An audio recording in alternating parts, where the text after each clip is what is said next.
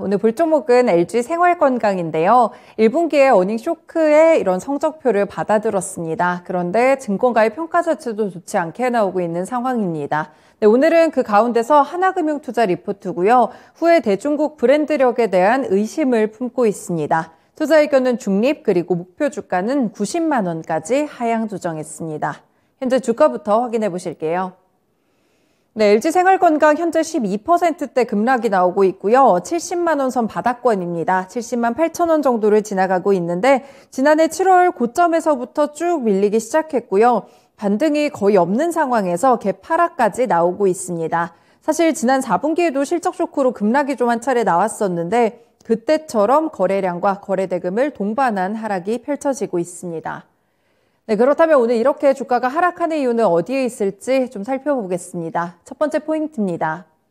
네, 1분기 실적이 나왔는데 어닝 쇼크 실적으로 확인이 됐습니다. 네, 정확하게는 1분기 매출액이 1조 6,450억 원으로 지난해보다 19% 감소했고요.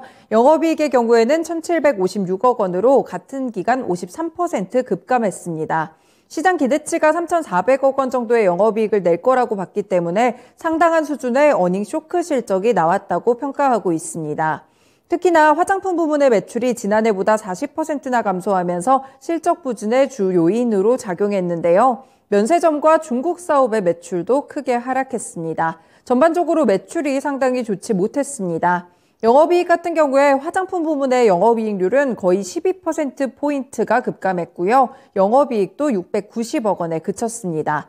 생활용품과 음료 부문을 보시면 그나마 매출 성장을 보여주긴 했는데 역시나 원가율 상승 부담 때문에 모두 영업이익률에서는 하락하거나 제한적인 증익에 그쳤습니다. 네, 두 번째 포인트 살펴보시면요. 그동안 좀 견조하게 보여졌던 사실 실적 성장의 중심이라고 할 수 있겠죠. 이 브랜드력을 보여준 후에 매출이 급감하고 있다는 점이 좋지 않았고요. 불확실성은 아직 끝나지 않았습니다. 2분기까지도 지속될 것이라고 보고 있습니다. 네, 먼저 1분기 실적의 내용을 조금 더 자세하게 보시면 더 큰 충격으로 다가오는데요. 그동안 견조했던 고가 화장품 브랜드 후에 매출이 지난해보다 54%나 감소했습니다. 지난해 2분기 코로나19로 유럽이 봉쇄됐을 때 사실 로레알이나 글로벌 브랜드 업체들도 함께 매출이 하락했었는데 이때보다 더욱더 감소폭이 큽니다. 1분기 기준으로 다른 화장품 브랜드들 에스티로더 같은 경우에 중국 매출이 지난해보다 5% 감소했고요. 아모레퍼시픽의 설화수는 오히려 8% 증가했습니다. 그래서 이 부분을 고려해 봤을 때 더욱더 의문이 드는 실적인데요. 중국 베이징 올림픽과 봉쇄 영향은 동일한 사업 환경이었다고 평가했습니다. 지난해 베이스가 물론 상대적으로 좀 높았고 홍콩이나 심천, 상하이로 이어지는 봉쇄 조치가 LG생활건강의 핵심 물류기지와 같은 동선에 있었는데요. 면세점의 경우에도 경쟁사보다 조금 더 엄격하게 가격 정책을 펼치게 되면서 매출 감소폭이 커졌다는 설명을 내놨습니다. 하지만 이런 이유들을 모두 감안하더라도 이번 매출은 조금 납득하기 어렵다라고 보고 있습니다. 다음 단락으로 넘어가 보시면요. 2분기에도 이 면세점과 중국 사업의 불확실성은 여전합니다. 전월 대비 면세점 매출이 계속 올라오고는 있지만 물류 불확실성이 지속되고 있고요. 2분기 영업이익은 2,670억 원으로 지난해보다 20% 감소할 것으로 추정되고 있습니다. 화장품 부문의 면세점 매출과 중국의 부진을 함께 가정한 수치라고 볼 수 있겠고요. 음료와 생활용품 부문에서도 원가 부담은 지속될 것이라고 봤습니다.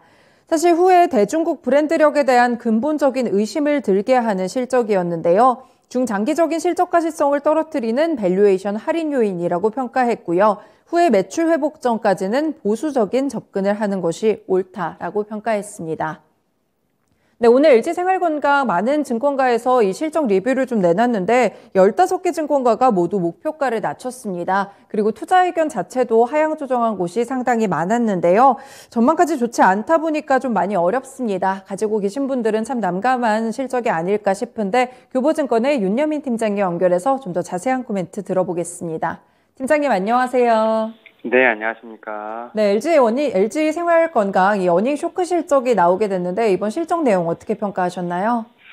예, 지금 말씀하셨던 것처럼 지금 이제 어닝 쇼크가 났죠. 어닝 쇼크가 나면서 지금 이제 증권사들 관련돼서도 지금 많은 지금 얘기가 나오고 있는 상황인데 일단은 1분기 연결 실적으로 매출액도 중요하지만 영업이익이 지금 마이너스 52% 이상 좀 손실이 나면서 컨센서스를 좀 하회하는 실적을 좀 기록을 했는데 아마 주요 원인 중에 하나가 이제 화장품 면세점, 그다음에 중국 쪽의 어떤 매출 급감이 아닐까 좀 생각을 하고 있는데 그다음에 글로벌 경기 침체에 대한 부분뿐만 아니라 중국의 제로 코로나 정책으로 인해서 면세점과 중국 내에서 물류 이동이 거의 사실상 중단됐기 때문에 이러한 부분이 좀 실적에 반영이 되지 않았나 좀 생각을 하고 있고 다만 이제 여기서 위안을 삼을 수 있는 것은 그래도 중국을 좀 제외한다고 하면 일본과 북미 쪽에서는 안정적인 매출이 나오고 있다라고 볼 수 있을 것 같습니다. 특히 이제 동산 같은 경우 뭐 화장품, 생활용품 같은 경우 지금 이제 중국을 제외하면 일본에서는 그래도 선방을 하고 있고 미국에서는 4%대 성장이 나오고 있는 상황이기 때문에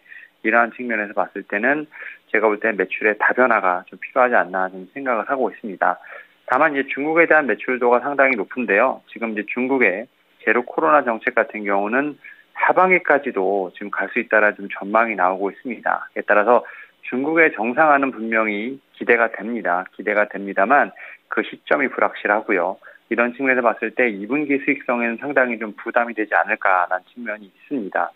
물론 이제 2분기에 이제 생활 화장품 말고 음료 같은 경우는 이제 수요 회복이 될 것으로 생각하고 있기 때문에 좀 가시적인 어떤 제가 볼 때는 실적에 대한 부분도 보일 것으로 보이고 있습니다만 화장품의 어떤 중국 봉쇄 같은 경우는 계속 지속될 것으로 보이고 있기 때문에 이런 측면에서 2분기 좀 실적도 상당히 좀 불투명한 상황이다라고 좀 말씀을 좀 드려보도록 하겠습니다.